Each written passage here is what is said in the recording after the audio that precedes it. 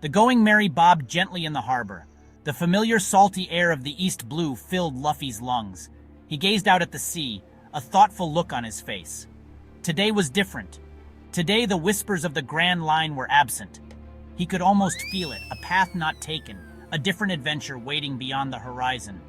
Instead of the vast, unpredictable seas leading to the Grand Line, Luffy felt drawn to the familiar waters of his home, the East Blue. It was a sea he had always known. It held his past, his memories, the friends that became his nakama, and now it seemed it would be the canvas for his dreams. The Grand Line, with its promise of One Piece, felt distant, unimportant. Luffy's grin, as bright as ever, held a new determination. He would conquer this sea. He would make it his own. He would become the king of the East Blue. The decision was made. Luffy turned to his crew, his eyes sparkling with excitement. "Set sail!" he roared, his voice echoing across the harbor. "We're going on an adventure!" His words, filled with the same infectious enthusiasm, carried a different weight. This was not the start of a journey to find the world's greatest treasure. This was the start of something new, something born from the heart of the East Blue itself. The Straw Hats were sailing into uncharted waters, their dreams evolving with the changing tides. The absence of the Grand Line subtly shifted the course of each Straw Hat's ambitions. Luffy, his spirit undeterred, set his sights on becoming the undisputed king of the East Blue. Without the allure of One Piece, his desire to become the freest person on the sea intensified. He envisioned a vast network of islands under his protection, where people could live without fear of oppression. Zoro, ever the dedicated swordsman, remained steadfast in his pursuit of becoming the world's strongest. Without the constant threat of Grand Line swordsmen, Zoro turned his attention to legendary figures within the East Blue. Ancient tales spoke of forgotten masters and hidden dojos. His quest for strength became a journey through the history and legacy of his home sea.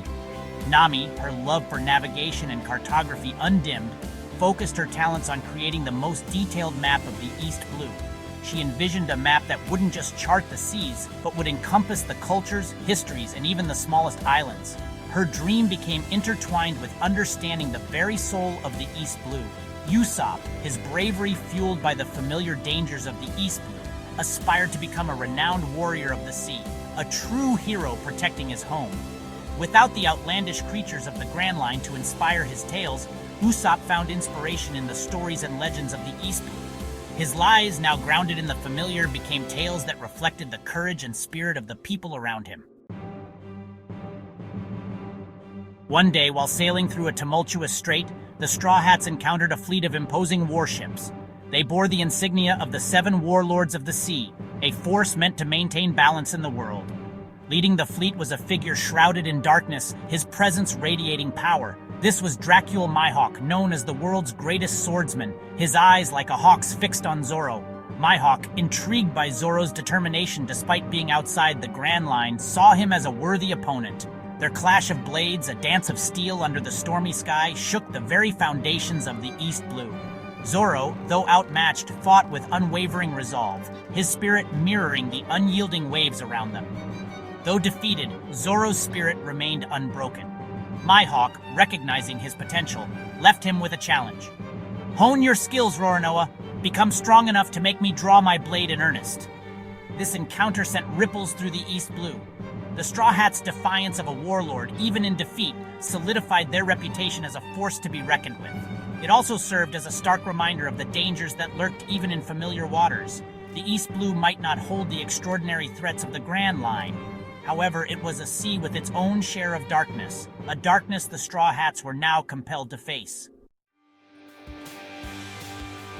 Sanji's dream remained unchanged, to find the All Blue, the legendary sea where all the fish of the world gathered. Without the Grand Line, the All Blue became a more focused, attainable goal. Sanji's search led him to participate in the All Blue Cook-Off, a grand culinary competition held on a remote island in the heart of the East Blue. Chefs from every corner of the sea gathered, each vying for the coveted title of Master Chef and a chance to uncover the secrets of the All Blue.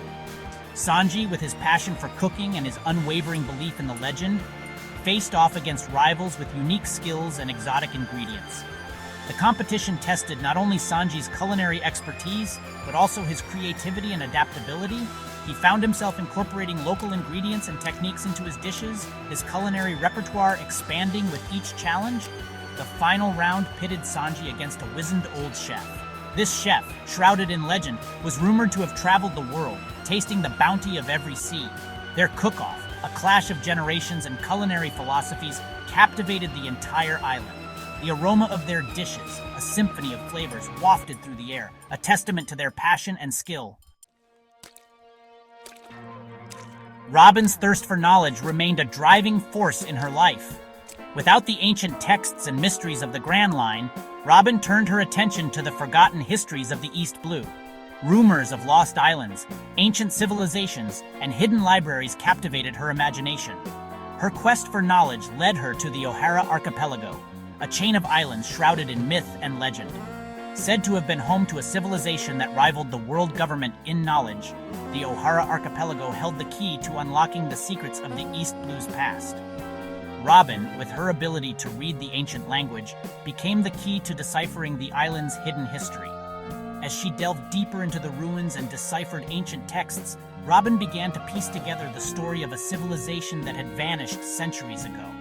Their legacy, preserved in crumbling stone and weathered scrolls, held valuable lessons about the balance of power, the dangers of unchecked knowledge, and the importance of preserving history.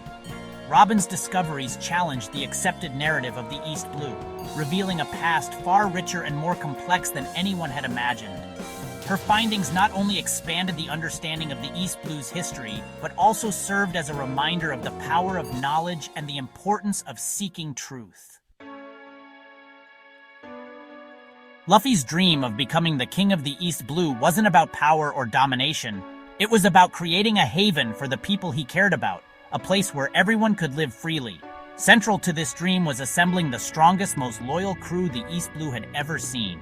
Each new island they visited, each adventure they undertook, brought them face to face with individuals possessing unique skills and unwavering loyalty.